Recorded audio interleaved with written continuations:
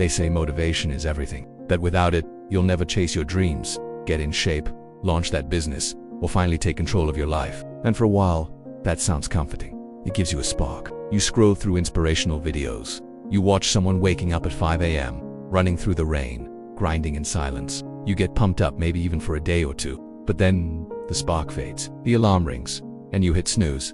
That gym membership card gathers dust. The notebook where you planned your business becomes just another forgotten file. And then you blame yourself. You think something's wrong with you because you're not motivated enough. But what if I told you the problem isn't you? What if I told you that motivation is a lie? A clever illusion that keeps people trapped in cycles of short bursts followed by long periods of nothing. You don't need more motivation. You need something far more powerful, far more sustainable, and far more real. Here's what actually works. Let's get one thing clear. Motivation is an emotion, and emotions are unreliable. They come and go like waves. You're motivated on Monday, burnt out by Thursday, and questioning your life by Saturday. That's not a strategy. That's a roller coaster. The truth is, most of the successful people you admire aren't constantly motivated. They don't wake up every day with fire in their belly. What they have isn't motivation. It's discipline. And more than that, it's systems, identity, and clarity. Think about this. A professional athlete trains on days they don't feel like it. A writer writes even when the words don't flow. A business owner makes the calls even when they're exhausted. Why? Because they don't rely on feeling inspired. They rely on structure. You don't rise to the level of your motivation. You fall to the level of your habits. Let that sink in. You see, the problem with motivation is it's external. It's something you chase. You look for it in YouTube videos, podcasts, books. But no matter how much you consume, if you don't act, nothing changes. So how do you actually get things done, especially when you don't feel like it? Start with this. Make it stupidly easy to start. Here's a fact. The brain resists change. It doesn't like uncertainty. So if your goals are vague and overwhelming, your brain will shut it down. Saying I want to get fit this year sounds good, but it means nothing. Saying I will do 10 push-ups right now is specific, clear, and actionable. Start small, ridiculously small. Make it impossible to fail. You don't need to climb the whole staircase today. Just take the first step, then the next. Consistency beats intensity every single time. Now let's talk about something even more powerful than action. If you view yourself as someone who's lazy or undisciplined, your actions will reflect that. But if you begin to shift your identity, even slightly, everything starts to change. Instead of saying I want to be someone who exercises, say I am someone who moves my body every day. You act in line with who you believe you are. So don't just set goals, build an identity that supports them. This brings us to systems. Goals are outcomes, systems are what get you there. Want to lose weight? That's a goal. But what's your system? Is it meal prepping on Sundays, going for a walk after dinner, keeping junk food out of the house? Want to write a book? That's a goal. Your system might be writing for 20 minutes each morning, or hitting a word count target daily. James Clear said it best. You don't rise to the level of your goals. You fall to the level of your systems. Build systems that make success inevitable. And that's the key.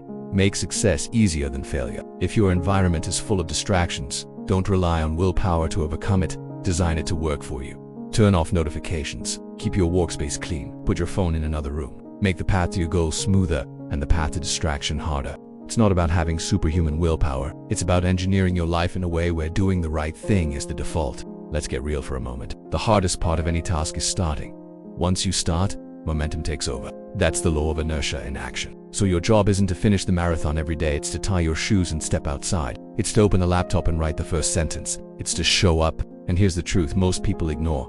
Motivation often follows action, not the other way around. You start doing something, and the motivation shows up after. Action creates clarity. Action builds belief.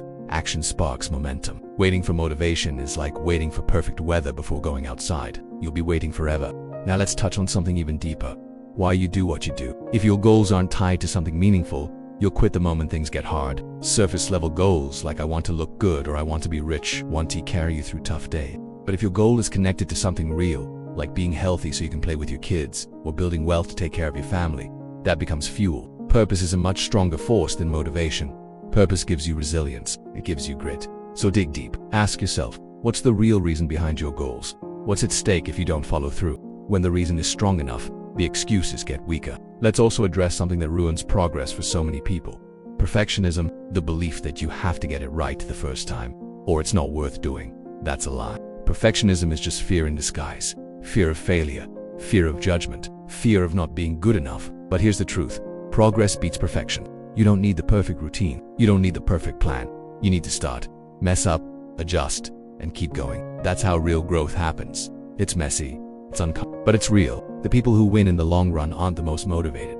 They're the most consistent. They're the ones who keep showing up after the excitement wears off, who keep going when no one's watching, who build boring routines and stick with them. Motivation is exciting, but discipline is reliable. And here's a tip that might surprise you. Celebrate small wins. Every time you complete a task, acknowledge it.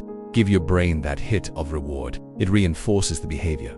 It makes the habit stick. Don't wait for big milestones to feel proud. Feel proud because you kept a promise to yourself. That's where confidence is built, not in outcomes, but in showing up. You might be wondering, how do I stay consistent when life gets messy?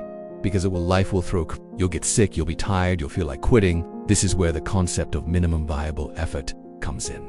On your worst days, don't aim for perfection. Aim for your minimum. If you can't do your full workout, do 5 squats. If you can't write a whole page, write 1 sentence. Minimum effort keeps the habit alive. It signals to your brain, this is who I am, even when it's hard. Let's wrap this up with something brutally honest. You don't need another motivational video. You don't need to wait for the right mood. You don't need to feel ready. You need to act. You need to stop worshiping motivation like it's the key to everything and start taking responsibility for your habits, your environment, and your identity. Because motivation is a spark, but habits are the fuel. Motivation is a rush, but discipline is the engine. And in the end, the people who achieve extraordinary things aren't the ones who felt like it. They're the ones who did it anyway. So stop waiting. Build a system. Show up. Keep going. You don't need more motivation. You need to become the kind of person who does the work no matter what. That's what actually works.